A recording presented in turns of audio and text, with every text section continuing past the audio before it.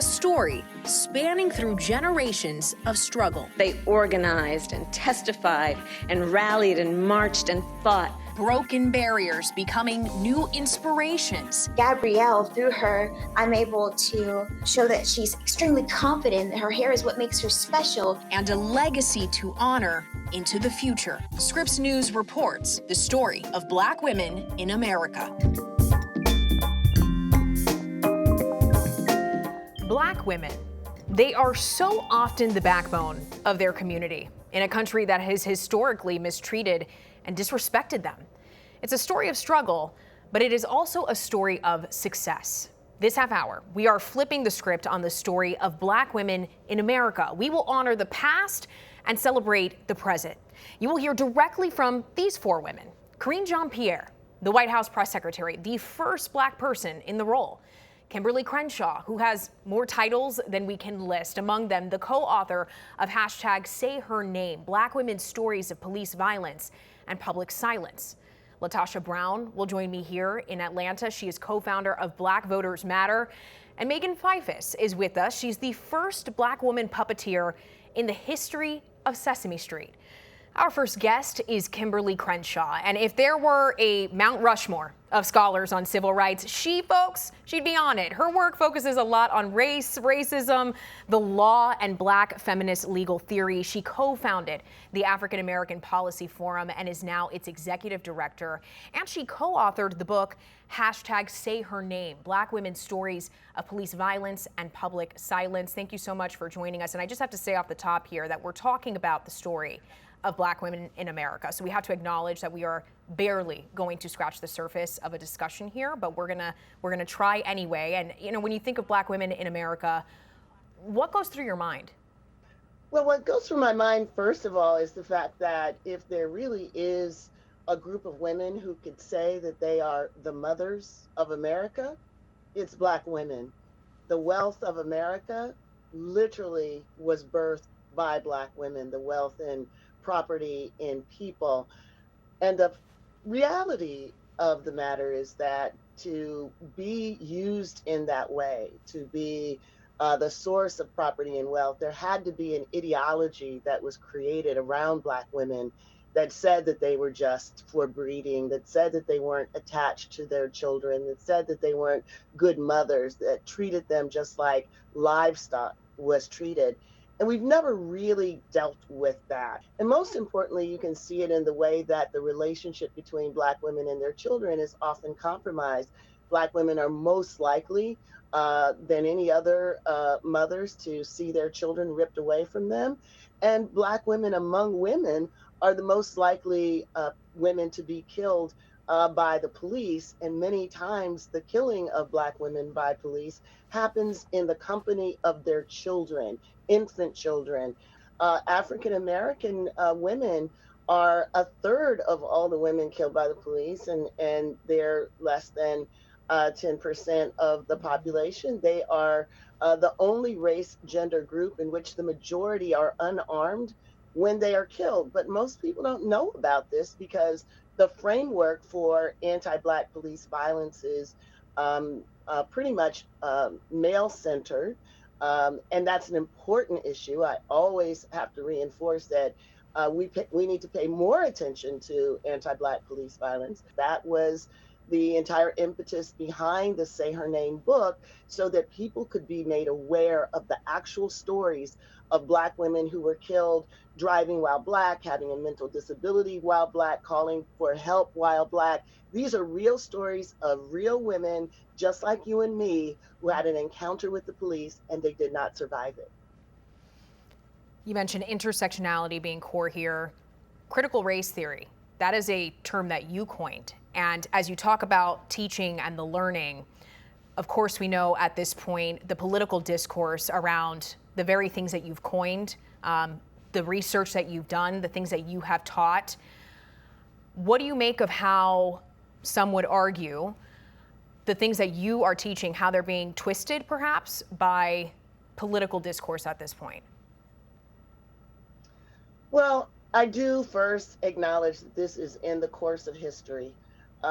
Two of the first things that happened to Black people when Reconstruction was over is they took away our vote and they took away our ability to tell our own story.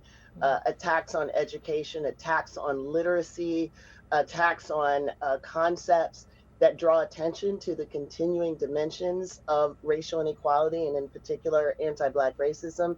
There's nothing new in that. That has been a core aspect of our experience since we arrived on these shores. When I look at today's effort to basically do exactly the same thing, the only thing that surprises me is how far it has gotten. In the last 2 years, more than 33% of the books that have been banned feature authors of color, and Black authors are only 5% of the entire population of authors. So we get a sense that that disproportionate effort to silence our voices, to silence our history, to silence our wisdom and our knowledge is targeted to African Americans. It's a backlash. If you understand what the talk is for your children, if you understand what it means to be last hired and first fired, if you understand why you need to put your hands on the steering wheel when you see sirens in your rearview mirror, you are practicing critical race theory. They are trying to take away the knowledge that we need to survive in this country and for democracy to thrive. Once we frame it correctly and people understand what it is, they're prepared to fight for our right to our own knowledge. Kimberlé Crenshaw, thank you so much for spending some time with us, sharing your insight, your research. We certainly appreciate it. Thank you for having me. If they don't give you a seat at the table, bring a folding chair. A timeless quote from Shirley Chisholm, the first Black woman elected to the United States Congress. Up next, Black women in politics, the impact and candid remarks from the first Black White House press secretary in our country's history.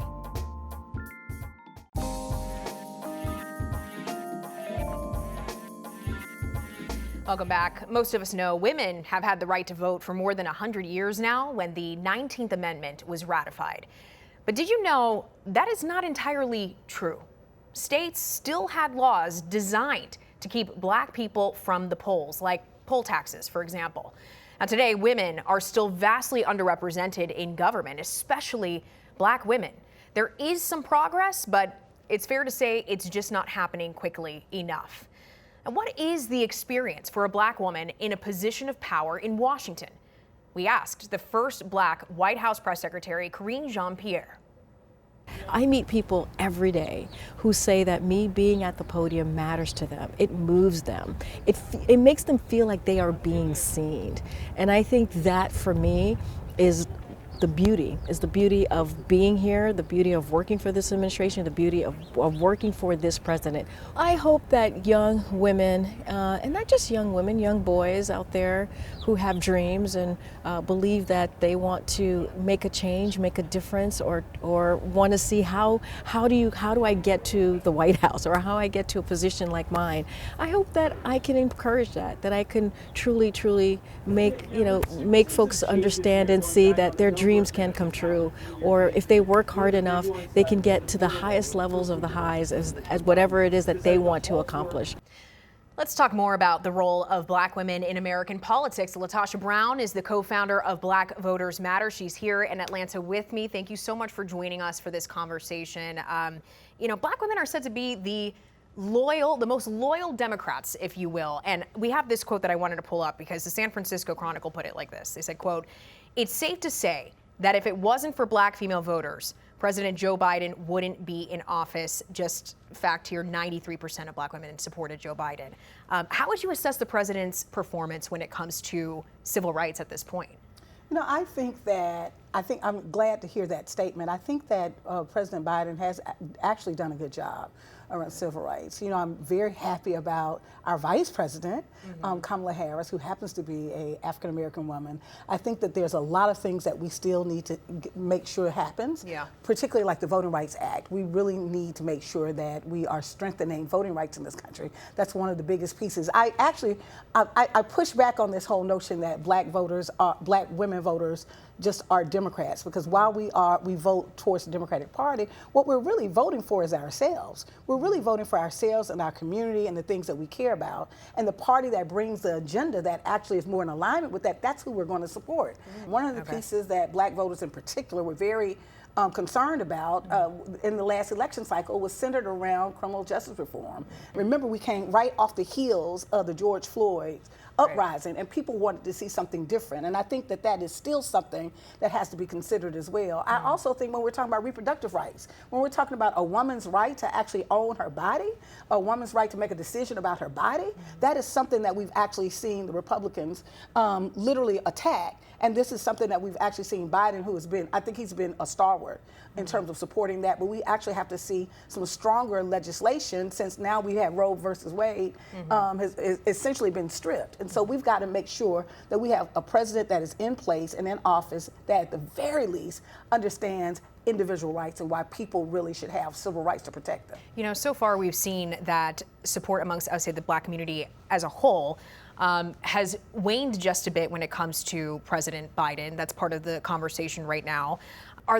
Is the Black community, and in particular Black women, still feeling fired up to re-elect him potentially? I mean, we're not, you know, in 2020 anymore. We're not coming off the heels of George Floyd. Where does it stand today? You know, as I'm going to talk to people, I'm not hearing kind of the excitement. Listen, I don't think this is an election cycle that people are going to be excited. Oh, let's go vote. I don't think that that's the kind of energy that we've been seeing. I think people feel some level of anxiety around economic security. There's a lot of concern, particularly with young voters that care deeply about this war. Just if you remember in the South African war with the apartheid, there were a lot of young people who were activists around that and really concerned about what was happening in South Africa. We're finding the same thing with young people around Gaza, with Israel and Gaza, that are very, very concerned about what's happening there. And that's really hurting him with young voters, and that's really hurting him with social justice voters, I think, as well. But I think in addition to that, I don't think that I think Black voters are very pragmatic voters, and Black women in particular.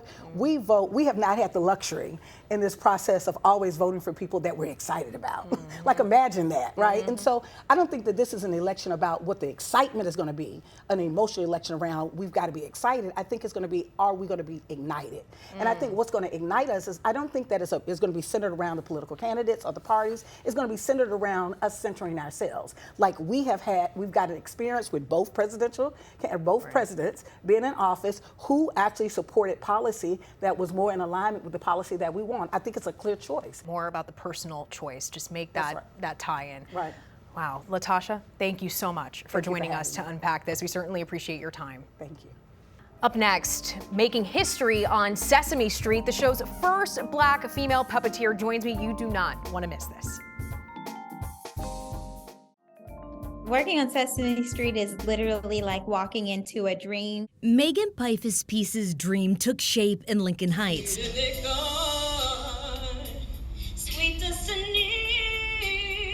As a way to contribute to a worship ministry at her dad's church. She printed out these shirts for us that said Zion's Anointed Puppets. So we had t-shirts before we knew how to do puppetry. After some training and a bit of ambition, it became Piphus' Piece's thing, all the way up to graduation day at Princeton High School. My teachers, specifically the principal, ran up on me in the hallway and said, Megan, you know you're doing your speech with the puppet, right? I became known as the valedictorian ventriloquist. But now you might know her as Gabrielle, the spunky and sassy 6-year-old on Sesame Street. I was just talking about how much I love animals.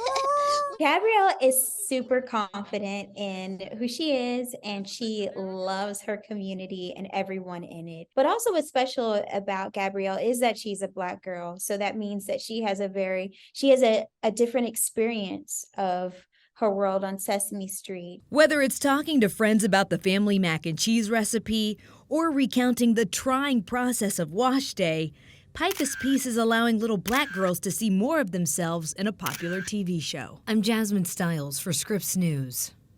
And joining me now is Megan Piphus. Thank you so much for joining us. And I really want you to start by taking us back to a few years ago. It's 2020. You were 6 weeks pregnant with your second son. Your oldest son was maybe a year and a half old, and you got an email from a Sesame Street producer in your inbox What did that feel like to experience that alignment of all of those events coming into like that almost divine timing, if you will, with the first Black character on Sesame Street? What did that feel like?